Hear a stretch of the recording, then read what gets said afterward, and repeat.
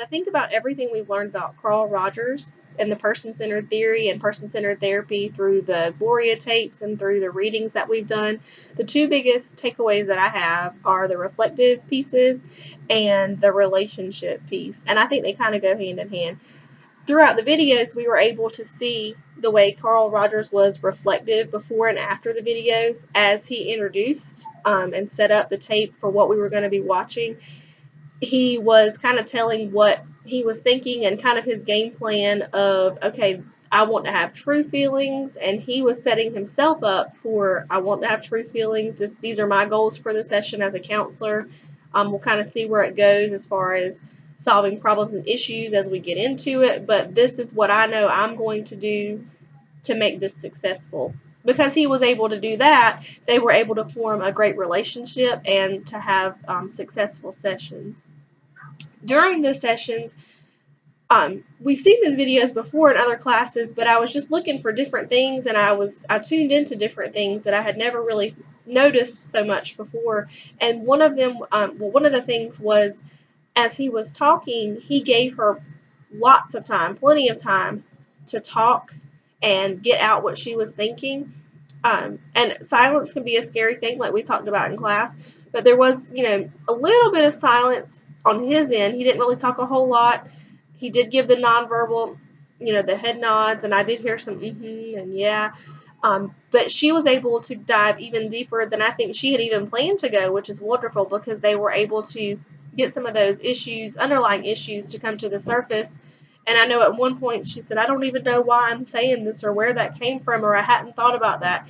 So because of, again, his reflection, the way he set the relationship up, it just allowed for a successful atmosphere, in my opinion. The other thing that he did was, as she was talking, you could tell he was listening. He was giving those cues like we've been talking about in class, but then he also repeated things back that she had said, or maybe reworded them for his own understanding, and that gave her validation for how she was feeling. And you could tell by her, she was like, yeah, he gets me. I'm going to keep talking. And I mean, that's sometimes the hardest part, like we've talked about, is just to get them to talk. And because of everything he had done, he was able, to get her to talk.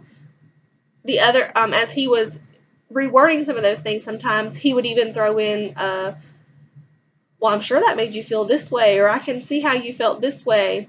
And I'm sure he said it much better than I am. But he was kind of anticipating how it would make her feel. And I know that I was thinking in that moment that sometimes clients might not have the words of, I don't really know how I feel or why I feel that way, but he was able to kind of not necessarily coach her, but give her ideas, and then she could springboard off of that. So he wasn't really, I won't say he was feeding her information, but whenever she heard it, she was like, yeah, that is how I feel, and she was able to respond, and they were able to address other issues through that as well. He was able to put himself in her shoes and really use that empathy like he had talked about in the setup and like we've talked about in class. And you could tell, it was evident in all the sessions that he truly felt for her. He was empathetic towards her.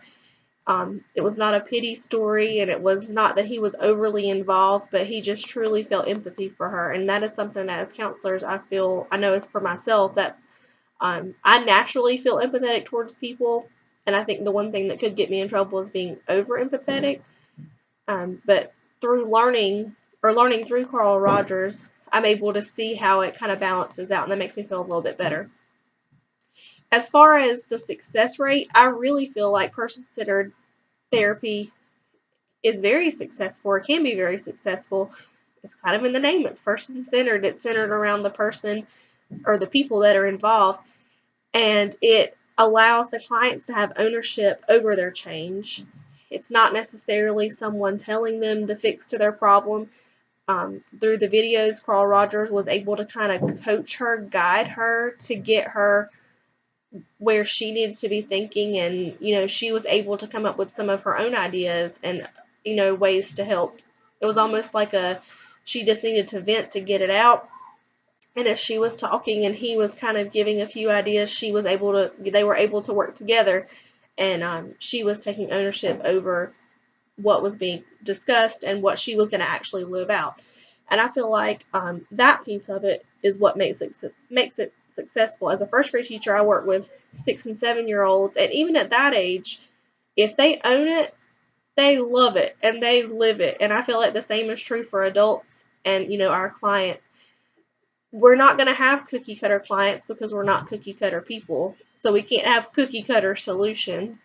But if the clients are able to take ownership over everything they do and kind of responsibility, they can apply it to their own life. And to me, that's the definition of success in a counseling session.